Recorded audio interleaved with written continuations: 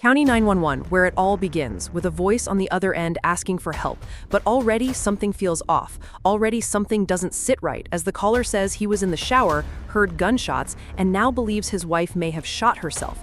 And just like that, the narrative is set before anyone even steps inside the house. But when deputies arrive and the scene is locked down, what they find doesn't feel like a simple tragedy.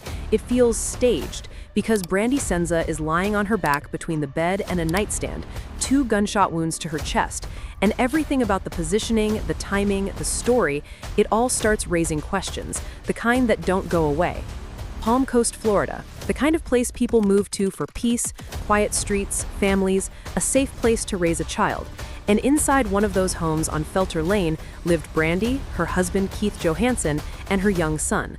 A life that, from the outside, looked calm, almost picture-perfect. The kind of place with hammocks in the backyard, trees overhead, a woman who loved nature, who loved her family, who believed she had found her knight in shining armor. And that's the hook, because somewhere between that dream and this crime scene, everything changed. Earlier that same day, nothing seemed out of place, nothing screamed danger. There's even video footage, clear, ordinary, almost comforting, showing Brandy answering the door to a religious couple, smiling, friendly, joking about how young she looks, laughing in a way that feels real, not forced, not afraid, just living her life. And moments later, her son comes out wrapped in a blanket, clinging to her, interacting with her like she's his whole world. And those small, quiet moments, those are the last confirmed glimpses of her alive, the last pieces of normal before everything falls apart. Then, hours later, that 911 call rewrites the entire day, because Keith says he heard 2 gunshots while he was in the shower, thought maybe it was balloons at first, then realized something was wrong, claiming it had to be an accident, insisting she didn't mean to hurt herself. But even in those first few minutes, cracks start forming, because when the operator tells him to help her, to apply pressure, to do something, he hesitates, he resists, he says he's wet, says he's slipping on the floor, says he can't risk touching her, can't risk another gun going off. And that's where the re-hook hits hard, because no matter how you spin it, that doesn't sound like someone trying to save the person they love. It sounds like someone keeping their distance.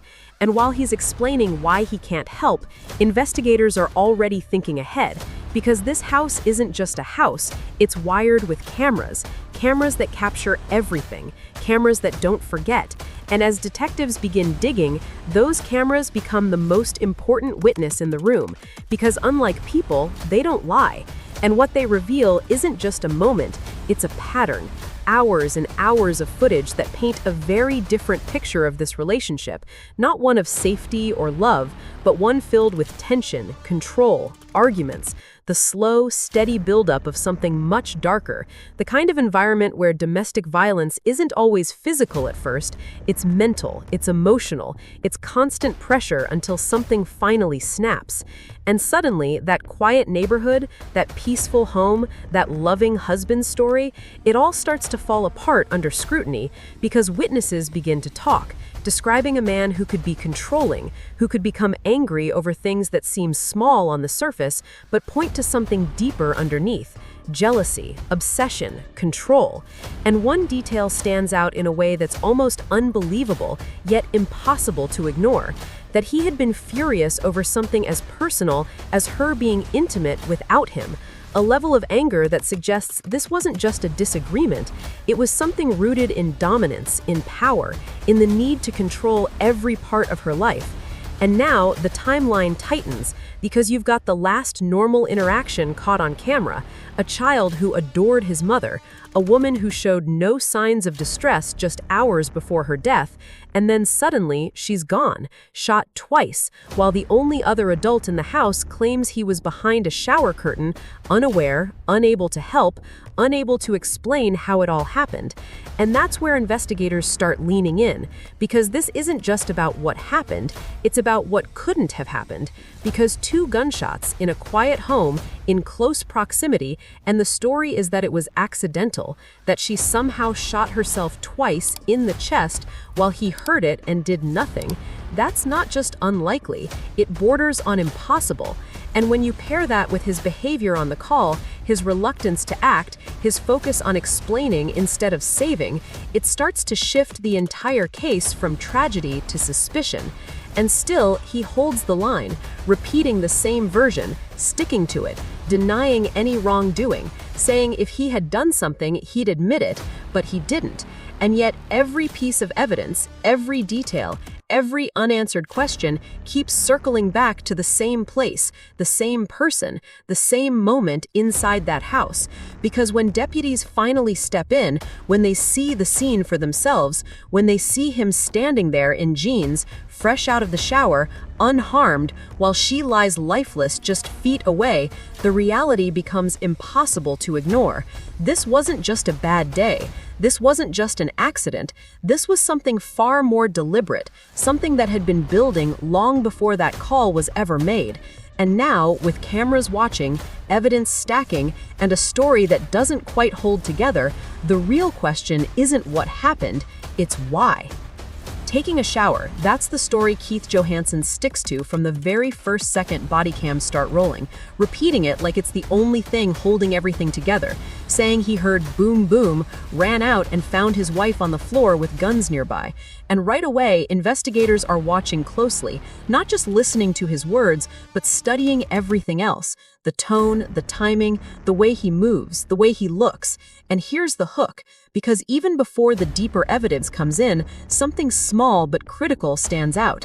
He doesn't look like a man who just stepped out of a shower. Not really. Not soaked, not dripping. Just slightly wet like someone who splashed water on themselves. And it's a tiny detail. But in a case like this, tiny details are everything. As deputies question him, he walks them through the same version again. Normal morning, no arguments, nothing out of the ordinary. Just coffee, a quick shower, then two loud noises he first thought were balloons. And that's another rehook, because who hears gunshots in their own home and thinks balloons, especially twice, especially close? But he sticks with it, doubling down, saying he ran out, saw her gasping, called 911 immediately, trying to sound like a man reacting in real time, yet every answer feels just a little too clean, a little too clean. And while he talks, investigators are already piecing together the physical reality of the scene. Brandy lying on her back between the bed and a nightstand, 2 gunshot wounds to her chest, and everything about the positioning, the timing, the story, it all raises a massive red flag, because accidental shootings don't usually look like that. They don't line up that way. They don't result in 2 precise impacts to the torso. And when he's asked about the weapons, he casually mentions there are 2 9mm guns in the house, naming brands, explaining ownership, but unable or unwilling to say which one actually fired the fatal shots. And now the narrative starts to wobble, because if you walked in on that scene, wouldn't you notice? Wouldn't you remember? That detail burn into your mind. Still, in those early moments, deputies hold back, treating him like a grieving spouse, because that's procedure, that's how it's done. You don't accuse, you observe, you let people talk, and sometimes they tell you more than they realize. And when he's told she's gone, his reaction comes fast: shock, disbelief, anger, even a rejection of faith. There is no God. But even that becomes part of the puzzle, because grief can look like anything, sure, but investigators are trained to separate genuine emotion from performance. And as the minutes pass, a pattern begins to form, one where his focus keeps circling back to himself, how this affects him, what he's going to do now, how he's going to live without her, rather than what actually happened to her. And that shift, subtle as it is, doesn't go unnoticed. Then comes the chaplain, brought in to provide comfort, someone neutral, someone people tend to open up to, and Keith leans into that moment, talking about his faith, questioning it, describing their life together, saying everything was perfect, repeating it, perfect, perfect, as if saying it enough times will make it true. But again, there's that rehook, because perfection doesn't usually end with 2 gunshots in a bedroom, and even the chaplain, bound by confidentiality, walks away with an impression, a sense that Keith is trying hard, maybe too hard, to convince not just the room, but himself. And while all of this unfolds, investigators are quietly shifting gears, because now it's time to move from observation to strategy, bringing in Detective Nicole Thomas, the good cop, the calm presence, the one who builds rapport, who makes it feel safe to talk, because that's how you get the truth, not by pushing right away, but letting someone settle in, letting them believe they're in control. And as she sits down with Keith, she assures him, tells him he doesn't have to speak if he doesn't want to, that they're not there to make things harder. And that's the final hook of this moment, because it sounds like empathy, but it's also a setup, a careful opening move in a much larger game, where every word he says, every pause, every inconsistency will be measured against the evidence that's already starting to tell a very different story. Because at this point, the case isn't just about what happened in that bedroom. It's about whether Keith's version of events can survive the weight of everything else. The physical evidence, the behavioral cues, the timeline, the cameras, and the simple, unavoidable question that keeps coming back stronger each time. If this was truly an accident, why does nothing about it look like one? In the quiet of Palm Coast, Florida, where nothing like this is supposed to happen, the morning shatters without warning. County 911, where's your emergency? And on the other end, a man's voice, shaky but controlled, says he was in the shower when he heard gunshots, thinks his wife shot herself, thinks it was an accident, but already something feels off.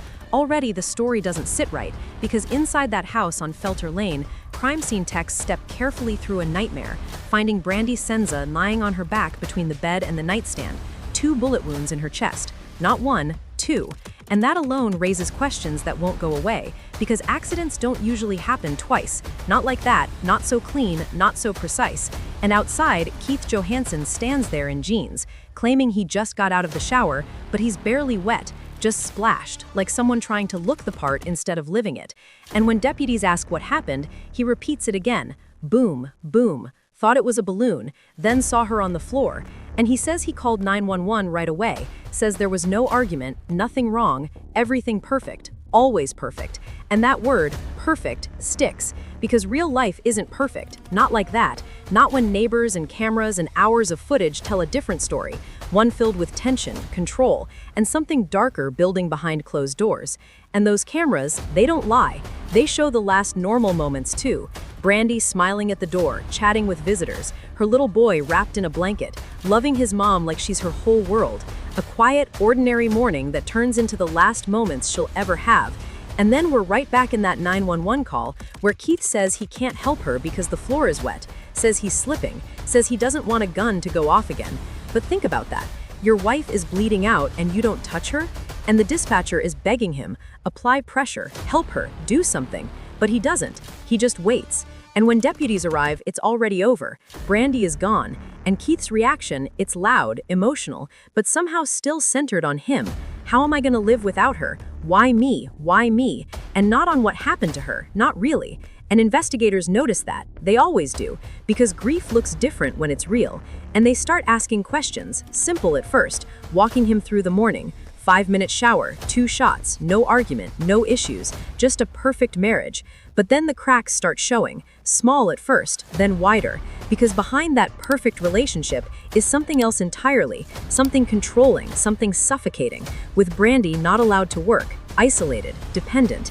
And then there's the detail he casually drops. She'd been talking to people online, sending videos, doing things without him, and suddenly there's motive. Suddenly there's jealousy, fresh, recent, unresolved, just a week old, not some distant past. And now the timeline tightens, the emotions sharpen, and the question gets louder. What really happened in that bedroom? Because the physical evidence isn't backing his story either. 2 guns placed almost too neatly at her feet, like they were set down, not dropped, like a scene arranged after the fact. And then comes the child, 6-year-old Ryland, the one person who doesn't know how to lie the right way, who says he heard his mom scream before the shots, a scream Keith insists never happened. And that contradiction, it hits hard, because if she screamed, then it wasn't instant, it wasn't accidental, it wasn't what Keith said it was. And when confronted, he pushes back, calls his own son a liar, says he lies about things, but the detectives don't buy it. Not this time, not with everything else stacking up, not with the inconsistencies, the staged scene, the 2 perfect answers, the lack of urgency, the missing grief for her and all the focus on himself. And now the pressure shifts. the tone changes. No more soft questions, because they're closing in, laying it out piece by piece, telling him this is his chance. This is where the real story comes out, because what happened in that house wasn't random, it wasn't a fluke, and it definitely wasn't as simple as a man stepping out of the shower to find a tragic accident. No, this is something else entirely, something darker, something deliberate, and whether he admits it or not, the truth is already there, sitting in that room in the silence after the gunshots, waiting to be seen. But here's where everything starts to tighten, where the room gets smaller and the pressure builds, because the detective leans in and makes it clear, based on training, experience, and that crime scene, this accident he keeps describing just doesn't match reality, not even close, and you can see it hit him, you can feel the shift, because Keith Johansson doesn't like being challenged, especially not by a woman who isn't buying what he's selling, and suddenly he's defensive, almost offended, saying accidents happen, saying he feels like they're trying to pin something on him, when that's not even what she said, but that's how it lands for him. And that reaction, that irritation, it sticks with the investigators, because it tells them something about control, about ego, about how he handles pressure. And as the questions keep coming, they pivot, try a different angle, ask him something simple but revealing. What kind of justice do you want for Brandy? And instead of grief, instead of anger, instead of anything personal, he talks about gun control, policies, schools, something abstract, something distant, like he's avoiding the reality sitting right in front of him. And that moment right there, it raises eyebrows, because it doesn't line up with a husband who just lost his wife hours ago. And behind the scenes, you can almost see the detectives adjusting their approach, one stepping back, the other stepping in, because this is where people start to crack, where the mask slips just enough. And Keith, he's feeling it now, saying he's offended, saying he feels like he's the one being wronged, like he's the victim in all of this. And that's another red flag, another piece that doesn't fit, because the focus keeps drifting back to him, not her, not what happened to Brandy. And as the interview stretches on, the strategy becomes clear. Keep talking, keep him uncomfortable, because the more rattled someone gets, the closer you get to the truth. And while that's happening, back at the house, the investigation is moving just as fast. The scene locked down, search warrants coming in, technicians combing through every inch, collecting guns, documenting everything. And those cameras, the ones all around the property, suddenly become critical, because like they always say, nothing tells the truth like a video camera. But then comes another problem, because when they ask about the system, Keith says the cameras aren't working, says they're offline, battery's dead. And just like that, something that could have answered everything is suddenly useless, or at least that's what he claims. And when they ask for access, username, password, he can't remember, which might sound small, but in a case like this, nothing is small, especially when they go back and review the body cam footage earlier and catch something subtle but telling. Keith on the front porch, glued to his phone, moving fast, frantic almost, like he's trying to do something before it's too late. And that's when suspicion turns sharper, because now it looks like he might have been trying to delete something, maybe footage, maybe the one thing that could have shown exactly what happened in that bedroom. And that realization, it changes everything, because now it's not just about what he's saying, it's about what he might be hiding. And within moments, they move to secure that footage, knowing time matters, knowing evidence disappears fast. And back in the interview, the tone shifts again, more direct now, more grounded, telling him straight, until they finish processing that scene, he's not free to go, not yet, not with this many questions hanging in the air. And you can see it on him, that subtle tension, that realization that this isn't just a conversation anymore. This is something bigger, something closing in. And he asks for his parents, maybe for comfort, maybe for backup, maybe because he knows things are slipping. And when they arrive, there's this quiet, almost telling exchange. His father speaking carefully, not accusing, not outright doubting, but planting that seed. If you did it, you need to own it, because that's what matters now, honesty. And Keith pushes back, insists he didn't, says he's been honest the whole time, says he would admit it if he had done something. But even in that moment, even in that conversation, there's this underlying tension, this unspoken doubt hanging in the air, because everyone in that room knows the same thing. The story he's telling doesn't fully add up. And whether it's the missing footage, the staged scene, the inconsistencies, or just that gut feeling investigators learn to trust, something about this case refuses to settle, refuses to make sense.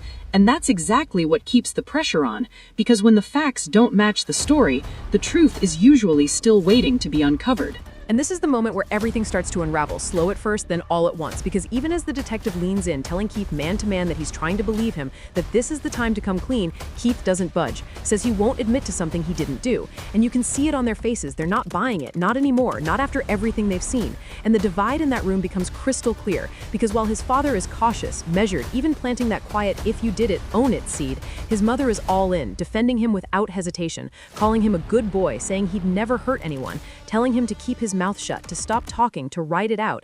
And that dynamic right there, it says a lot, because now he's not just holding his ground, he's being reinforced, shielded, told he's the victim of all this.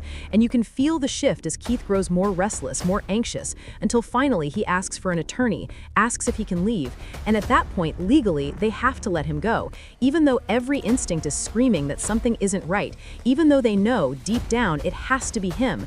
But knowing isn't enough, not yet, not without proof, not without something solid. And that's the frustration, because for days, then weeks, he's walking free while they're racing against time, waiting on one thing, the video, the one piece that could either confirm everything or blow it all apart. And when it finally comes in, when they plug it in and hit play, it's worse than anyone expected. Not just bad, but brutal, hours and hours of it. A window into a relationship that was anything but perfect, showing the real story behind closed doors. The screaming, the control, the humiliation, the threats, the kind of relentless psychological abuse that breaks a person down piece by piece. And suddenly those small issues he mentioned don't look small at all. They look like a powder keg, because in those clips, Keith isn't calm, he isn't loving, he's furious, obsessing over her behavior, over things she did online, over control he felt slipping, and it escalates fast into something dark, threats, degradation, even talking about hurting her in ways that are hard to listen to, let alone imagine living through. And there she is in those videos, not the calm woman from the front door that morning, but someone worn down, crying, pleading, trying to fix something that can't be fixed, trapped in a situation that's only getting worse. And then comes the detail that changes everything, the bedroom camera, the one that had been recording just days before, suddenly gone on the day of the shooting, moved deliberately, taken out of the one place where the truth would have been undeniable. And when investigators see that, when they watch him physically remove it, it clicks, because that's not coincidence, that's planning. That's someone creating a blind spot at exactly the right moment. And now the timeline starts to make sense in a way it didn't before, because this wasn't chaos, this wasn't random, this was controlled, calculated. And then they matched the footage with the 911 call, and that's when it gets even worse, because while he's telling the dispatcher he's panicking, trying to help his wife, the video shows something completely different. Him moving around the house, not helping her, not saving her, but hiding things, focusing on himself, worried about what he might get caught with instead of the woman bleeding out on the floor.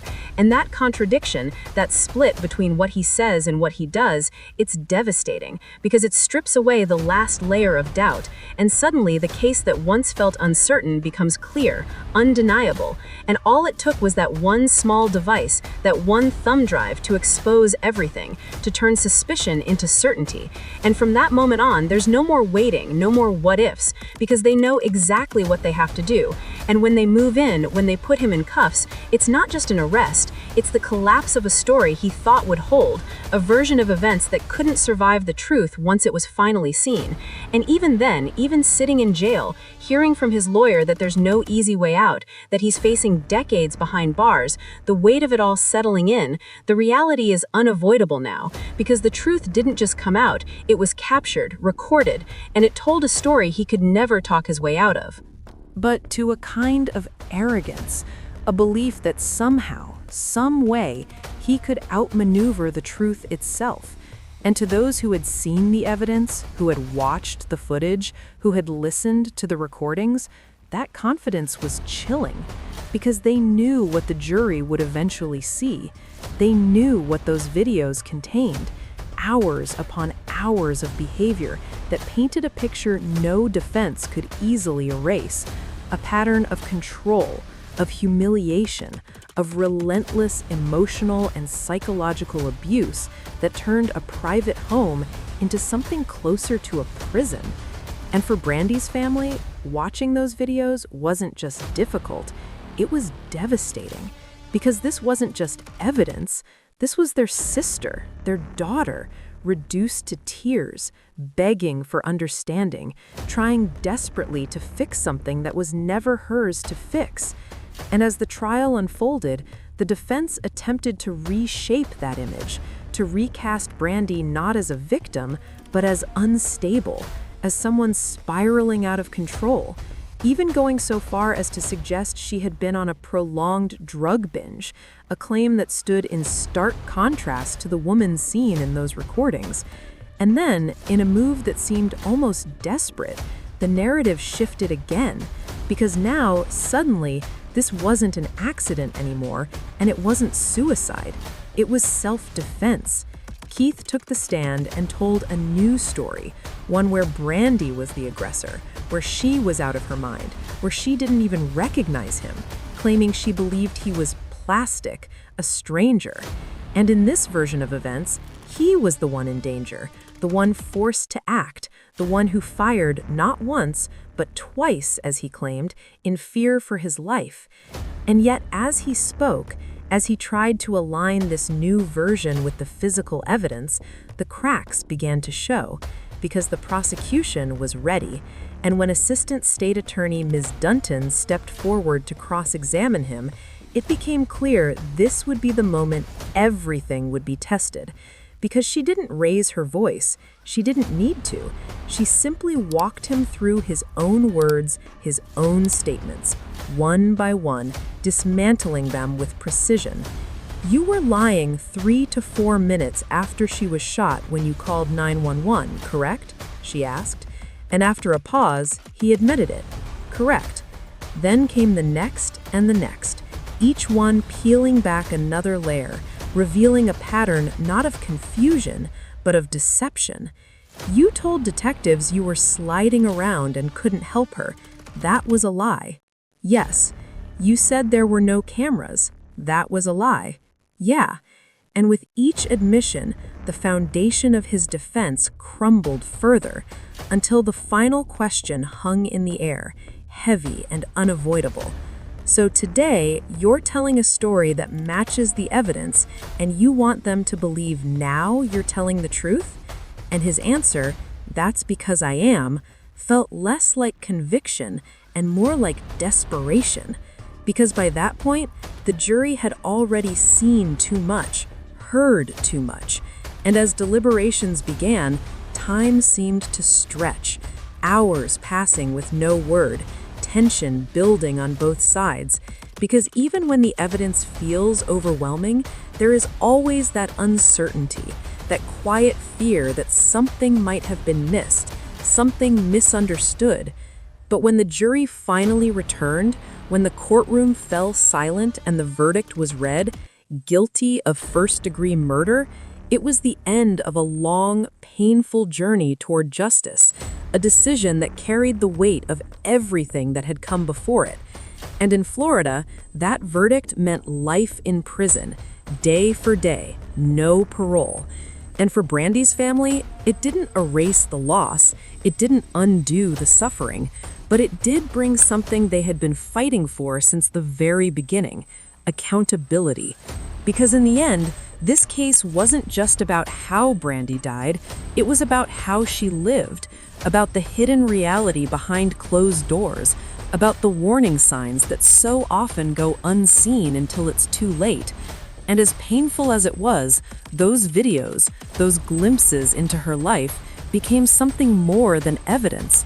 They became a message, a stark, unflinching reminder of what domestic violence can look like when no one is watching, and what can happen when it's allowed to continue unchecked.